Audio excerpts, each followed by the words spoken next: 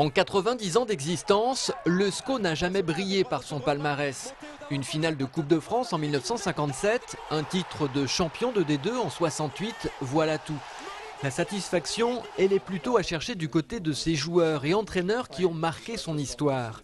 Une centaine d'entre eux seront présents lors de la soirée anniversaire des 90 ans, ce qui prouve leur attachement au SCO.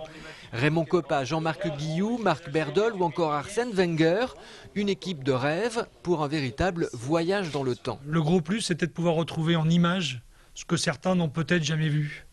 Je pense à des gens qui n'ont jamais vu leur finale de Coupe de France 57. Ils l'ont joué. Ils seront là pour en attester, mais ils n'ont jamais vu leurs images de l'époque. Et on va leur montrer leurs images de cette époque-là. Aux commandes de cette soirée, calquée sur la remise des trophées de Canal+, les deux présentateurs Darren Tulette et Hervé Matou. Moi, à titre personnel, j'ai un souvenir de l'un des premiers téléfoot que j'ai regardé. J'étais enfant, je devais avoir 6-7 ans. Téléfoot était à 23h30 à l'époque avec Pierre Cangioni. Et le premier résumé que j'ai vu, c'était un Angers-Nantes, à Angers, au stade de Jean Bouin, si je ne me trompe pas. J'ai été fortement imprégné de ces images qui m'avaient beaucoup impressionné, parce qu'à l'époque, les images de championnat de France de division 1, on n'en voyait quasiment jamais. 2800 spectateurs sont attendus pour vivre cette soirée anniversaire.